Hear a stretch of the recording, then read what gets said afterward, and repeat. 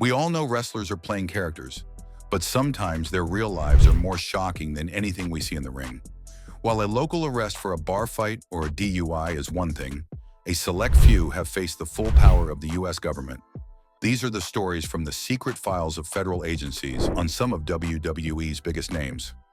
Fans have seen some truly heinous acts inside the squared circle, but for some superstars, the real villainy happened outside of it. Plenty of wrestlers have had run-ins with the law, but this isn't about minor infractions. This is about the cases so significant they drew the attention of federal law enforcement. We're talking about agencies like the Federal Bureau of Investigation, the Secret Service, the DEA, and federal prosecutors. They don't get involved for small-time crimes. They step in when major federal laws are broken. For the wrestlers on this list, their real-life dramas weren't settled with a steel chair or a finishing move. They were settled in a federal courtroom, with their freedom, fortunes, and legacies hanging in the balance.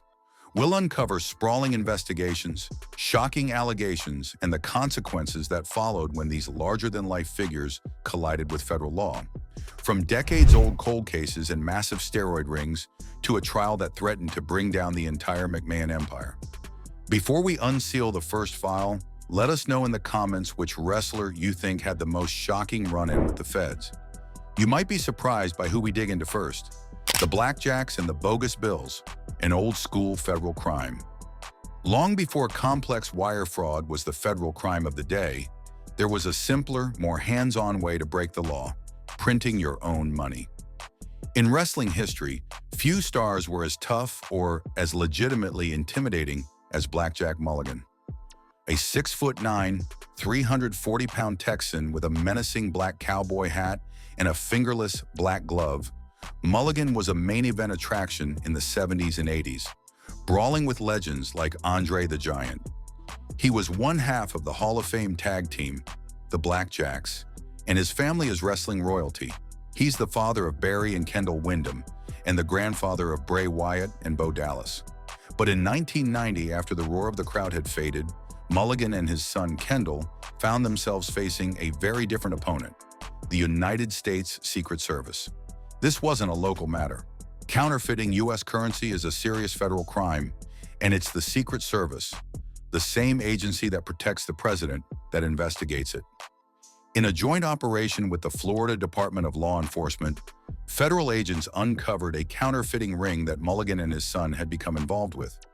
According to reports, Mulligan had gotten into real estate after wrestling, but had overextended himself financially. He admitted later that he did something really stupid and crazy. That stupid and crazy act came to a head in a December 1989 sting operation.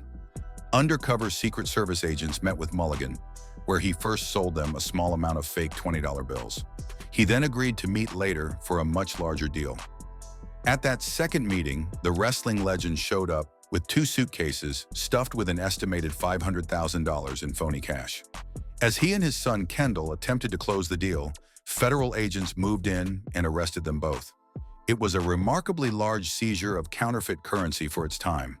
The fallout was swift. In March 1990, both father and son pleaded guilty to federal charges. Robert Windham, the man the world knew as Blackjack Mulligan, was sentenced to 2 years in federal prison. His son Kendall received a sentence of 27 months. The conviction sent ripples through the family. His other son, Barry Windham, who was wrestling in the WWF at the time, promptly left the company when his father and brother were arrested. After serving their time, Mulligan and Kendall were released in 1992, but the path back was difficult. One of the most famous big men of his era was now a convicted felon. The cold case of Superfly, Jimmy Snuka, and the FBI for fans in the 1980s. Jimmy Superfly Snuka was one of the most electrifying performers alive. His death-defying leap from the top of a steel cage in Madison Square Garden is one of wrestling's most iconic moments. But for his entire career, a dark cloud hung over his legacy: the death of his 23-year-old girlfriend, Nancy Argentino, in 1983. And for a time, it was a case that involved the full attention of the FBI. On May 10, 1983, Snuka called for an ambulance to his motel room in Whitehall Township, Pennsylvania, where Argentino was found unresponsive. She died hours later at a local hospital from traumatic brain injuries. The forensic pathologist who performed the autopsy immediately suspected foul play and believed the case should be investigated as a homicide. Snuka, the only person of interest, gave multiple, conflicting stories about what happened. The case was presented to a federal grand jury in 1983, with the FBI tasked with the investigation. However, on June 1, 1983, after a meeting that included Snuka, his promoter Vince McMahon, and the district attorney, the active investigation came to a halt. No charges were filed, and the case went cold for 3 decades. Argentino's family later won a $500,000 wrongful death civil suit against Snuka, though he never paid, claiming financial ruin. The case remained dormant until 2013, when a local newspaper investigation brought new attention to the file. This led to the case being reopened, and in 2015, Snuka was finally arrested and charged by the state of Pennsylvania with third-degree murder and involuntary manslaughter. However, before the trial could conclude, Snuka was declared mentally incompetent to stand trial, suffering from dementia. The charges were dismissed on January 3, 2017. Just 12 days later, Jimmy Snuka died, taking the truth of what happened in that motel room to his grave. The tragic case of Nancy Argentino and Jimmy Snuka remains one of wrestling's darkest what-ifs. What do you think about the case being dismissed? Share your thoughts below. Next up, we have a case that didn't just target a wrestler, but the entire empire. United States versus Vincent K. McMahon, the trial that nearly toppled an empire. Of all the federal investigations into pro wrestling, none is more infamous or came closer to changing the industry forever than the United States of America versus Vincent K. McMahon *. This wasn't about one wrestler getting into trouble. This was a direct assault by the U.S. government on the chairman of the WWF himself, threatening to send him to prison and dismantle his empire. The story begins in the larger-than-life world of 1980s WWF. It was the land of the giants, where impossibly muscled superheroes did battle. But behind the curtain, whispers suggested that many of these physiques were fueled by something stronger than vitamins: anabolic steroids. The domino that set the federal investigation in motion was a man named Dr. George Zahorian, a urologist who served as a ringside doctor for the WWF in Pennsylvania. In 1991, Dr. Zahorian was convicted of illegally distributing steroids. The key revelation was that he had been shipping packages of steroids directly to WWF headquarters, and even to Vince McMahon. Facing prison time, Dr. Zahorian began cooperating with federal prosecutors, which put Vince McMahon squarely in their crosshairs. The federal government alleged that a conspiracy existed within the WWF to distribute steroids. In 1993, a federal grand jury indicted Vince McMahon and his company, Titan Sports, on charges of conspiracy to distribute steroids and possession with intent to distribute. If convicted, Vince faced up to 11 years in prison. His empire was on the verge of collapse. The trial began in the summer of 1994 and was a media circus. The prosecution's star witness was none other than Hulk Hogan. Testifying under immunity, a visibly smaller Hogan admitted to using steroids for over a decade. He confessed that he would often pick up steroids at WWF headquarters. In a bombshell moment, he even admitted to sharing steroids with Vince McMahon himself. However, Hogan's testimony also contained the one statement that saved his former boss. Under oath, Hulk Hogan stated unequivocally that Vince McMahon had never ordered him to take steroids, nor had McMahon ever purchased steroids for him. The prosecution's case struggled. Besides a disgruntled former wrestler whose testimony was undermined by his clear hatred for McMahon, no one would say Vince supplied them. Before it even went to the jury, the judge threw out the 2 most serious distribution charges, citing a lack of evidence. The only charge left was conspiracy. After 16 hours of deliberation, the jury returned its verdict: not guilty. Vince McMahon walked out of the courtroom a free man, but his troubles with federal law enforcement didn't end in 1994. In July 2023, federal agents executed a search warrant and served a grand jury subpoena to McMahon related to allegations of sexual misconduct. That probe is part of a wider investigation into abuse and trafficking claims levied against him.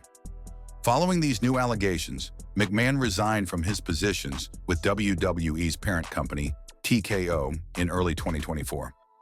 While no criminal charges have been filed in that case as of late 2025, it proves that decades after he first battled the government in court, Vince McMahon is once again under the microscope of federal investigators.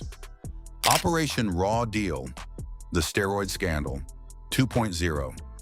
Just as the dust from the 1994 steroid trial settled and WWE began implementing its first drug testing policies, the internet created a new, untamed frontier for performance-enhancing drugs. In the mid-2000s, a sprawling federal investigation known as Operation Raw Deal would once again link WWE's biggest stars to illegal steroid use. This wasn't about a single doctor, but a network of online pharmacies. Operation Raw Deal was a massive multi-agency effort led by the DEA, with help from the FDA and IRS. Its goal was to dismantle a nationwide ring of websites that were illegally distributing steroids, HGH, and other controlled substances. The investigation culminated in a series of raids across the country, including one on a company called Signature Pharmacy in Orlando, Florida. When federal agents went through Signature Pharmacy's client list, they found a who's who of professional wrestling. In August 2007, the names of more than a dozen top WWE superstars were made public, all alleged to have been customers. The list included former and reigning world champions like Randy Orton, Edge, Mr. Kennedy, and Booker T. The timing could not have been worse for WWE. The news broke just 2 months after the tragic death of Chris Benoit, which had already put the company's wellness policy and the wrestling industry's drug culture under intense scrutiny from the U.S. Congress. Unlike the 1994 trial, no wrestlers were charged with a crime. The focus of Operation Raw Deal was on the distributors. However, the public relations damage was immense. Faced with a public list of their top stars implicated in a federal steroid sting, WWE had no choice but to act, suspending 10 wrestlers named in the reports. The scandal proved that even with a wellness policy in place, the specter of steroids had not left the world of wrestling, and federal agencies were still watching closely. The charismatic enigma's downfall, the Jeff Hardy raid. Just 2 weeks after a loser leaves WWE match wrote him off television in 2009, Jeff Hardy's name was back in the headlines for the worst possible reasons. On September 11, 2009, his home in Moore County, North Carolina was raided by law enforcement. This wasn't a simple possession charge. This was a full-blown trafficking investigation. The raid was the result of a joint operation after employees at a FedEx facility reported a suspicious package addressed to Hardy. Inside, police found a coffee can filled with 262 hydrocodone painkillers. Agents resealed the package, allowed it to be delivered, and then executed a search warrant on his home. What they found was a personal pharmacy of illegal drugs. Authorities seized hundreds of Vicodin and Soma pills, 555 milliliters of anabolic steroids, cocaine, and drug paraphernalia. The estimated street value of the drugs was $2,500. Hardy was arrested and faced a litany of felony charges, including trafficking in opium, possession with intent to sell and deliver controlled substances, and maintaining a dwelling for drugs. He was facing a potential mandatory prison sentence of up to 14 years for the trafficking charge alone. After a lengthy legal process, Hardy pleaded guilty in 2011 to 2 counts of possession and 1 count of conspiracy to traffic. He avoided a long prison term, but was sentenced to 10 days in jail, 30 months of probation, and a $100,000 fine. The arrest was a shocking fall from grace for one of WWE's most popular stars, and a stark reminder of the personal demons that haunted his career. Wooing the IRS, Ric Flair's tax troubles. To be the man, you've got to beat the man. But for the nature boy Ric Flair, one opponent he could never seem to beat was the Internal Revenue Service. While Flair never faced prison, his high-flying, limousine-riding, jet-flying lifestyle left him in a constant battle with federal tax authorities who wanted their cut. Throughout his career, Flair was legendary for spending money as fast as he earned it, if not faster. This extravagant lifestyle caught up to him in a major way. As far back as 1990, He was in significant trouble with the IRS for unpaid taxes from the 80s. But his financial woes didn't stop there.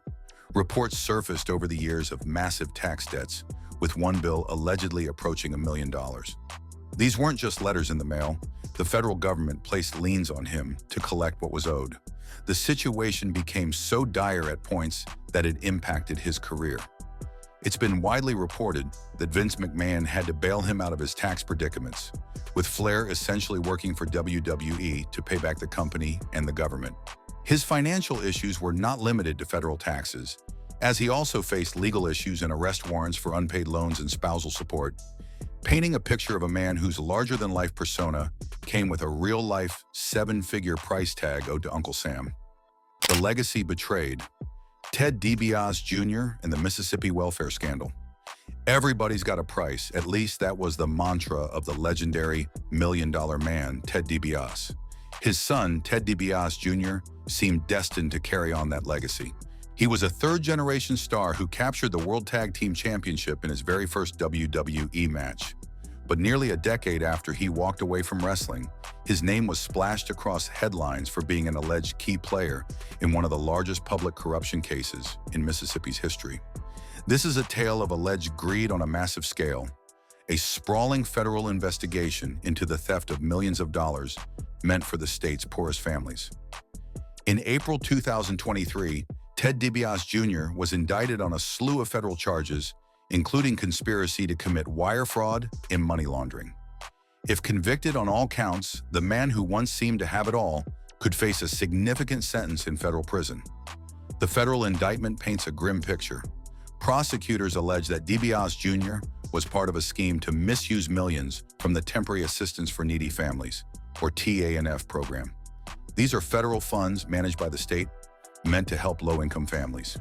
The indictment claims that DiBiase Jr., through his companies, got sham contracts for services that were never actually performed. So where did that money allegedly go?